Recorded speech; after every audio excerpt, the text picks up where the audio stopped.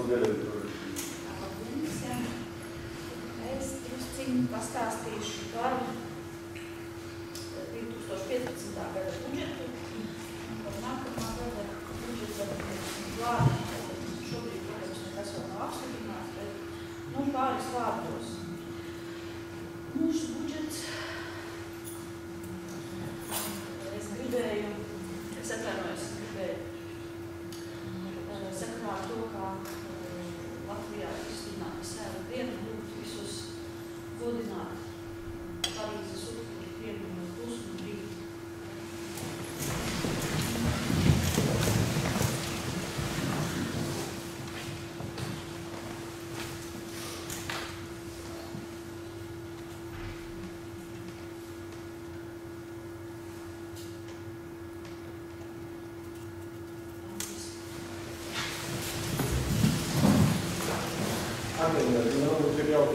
Kas šeit nepārvalda latviešu valodu?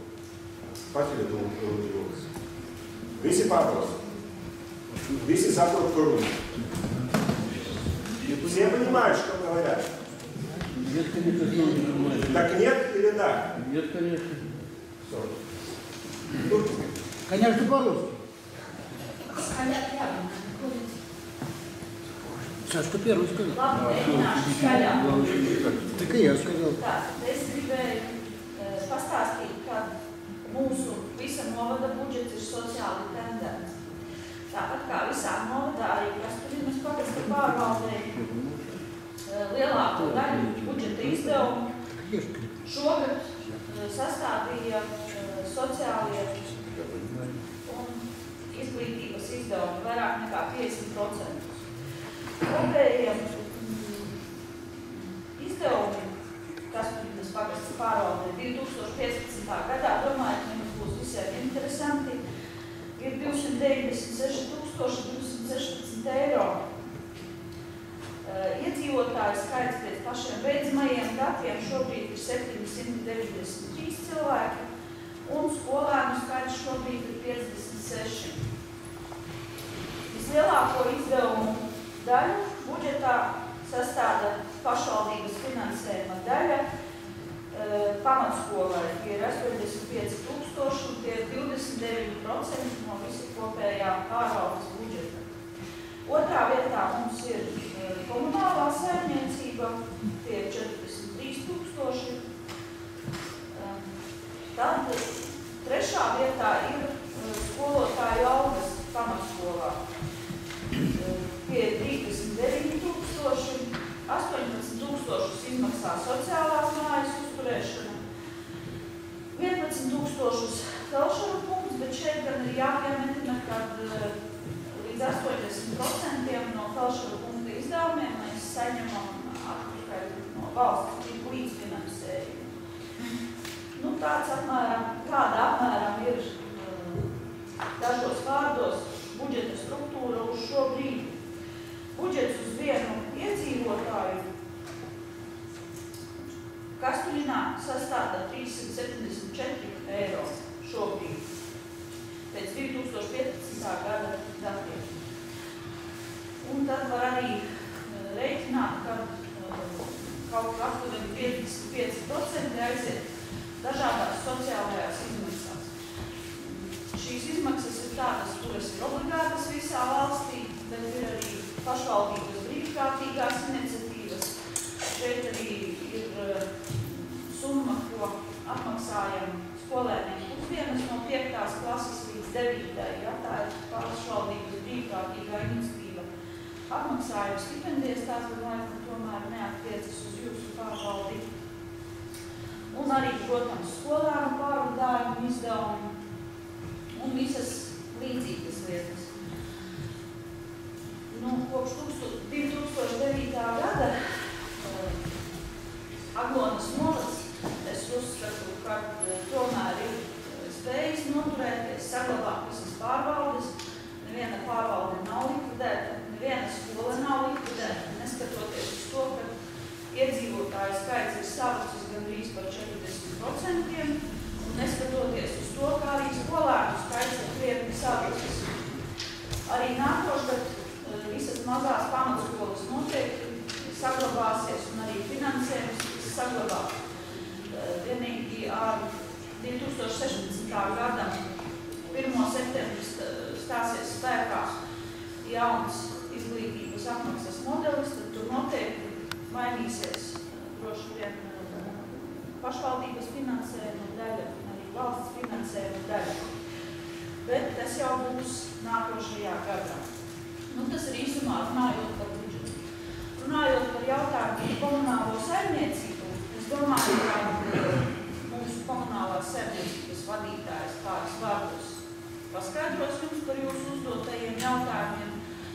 Arī Karstupīnas pagasta pārvaldē ir savs komunālās saimniecības vadītājs, kurš seko gan sociālās mājas, gan dzīvokļu remontam un kāpņu telpu remontam. Es domāju, ka viņš arī noteikti sīkāk visu zina, kas un kā notiek un kā tiek veikts remonts, kad tiks parakstīts akts un arī par veikto darbu kvalitātu un summām. Es domāju, par to noteikti pastāstīs jums mūsu speciālisti.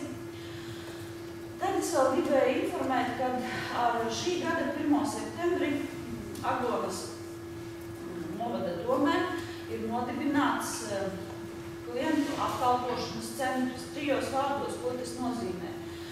Tas ir iedzīvotāju vērtībām nodibināts centrs, kurš strādā pēc vienas pieturas aģentūras, kur visi novada iedzīvotāji var saņemt dažādus pakalpojumus, kurus agrāk, teiksim, bija jābrauc uz dažādām iestādēm un jāsaņem. Tagad viņus var saņemt tepat uz vietas Aglonas novada domē, klientu apkalpošanas centrā, un mūsu meitenes beigās sniegs jums prezentāciju, kur izskaidros, kādu tieši iestāžu pakalpojumus un kā var saņemt tepat uz vietas, nemaz nebraucot kaut kur tālāk uz Reļiem. Teiksim, ja ir runa par lauku atbalstu dienestu vai Rēzekņi, ja ir runa par sociālās apdrošināšanas aģentūru un tam līdzīgi. Tur ir ļoti daudzas iestādes, kuras piedāvā caur mūsu klientu apkalpošanas centru saņemt šos pakalpojumus. Tas viss notiek projekta ietvaros, ko finansē valsts, un vismaz 3 gadus šis centrs darbosies un pakalpojumus varēs saņemt. Tad es došu vārdu mūsu attīstības un plānošanas nodaļas vadītājai, viņa pastāstīs par projektiem, kas tika veikti, un pēc tam informēt par klientu apkalpošanas centru. Un tad varbūt kādi jautājumi Irmā lūdzu. Pārmīts jautājums. Es saskaitu jums pozīcijas, ko es par budžetu nosaucu 180 000. Izpaliek kādi relatīvi. Tā es nesapratu, ko viņi aizgāja. Es varu pilnībā visus nosaukt. Apmēram, jo it kā pārāk liels summa, viņi nepieminē. Pārvaldes izdevumi 40 652 eiro. Nē, pārvaldes, jā. Bet kādas vēl es saskaitījuši šeit, ko jūs nosaucat? 180 000. Kopēju budžetu kādu jūs nosaucat? Kopā ir 296 216. Es kļūdījos 110 000. А можно по-русски? Что? Да, по-русски можно? Вам все эти цифры опять по-русски назвать? Потому что здесь половина самая здесь не понимает по-латышски. А здесь по-русски. Может быть, после собрания я вам лично все могу по-русски объяснить. Хорошо?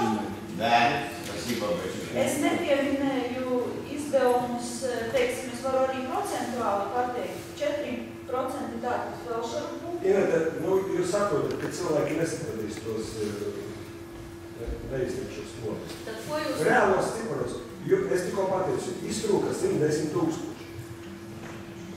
Kur mēs viņus izliekam? Jūs man teicat, ka budžets, kas mums pakastās 190 000.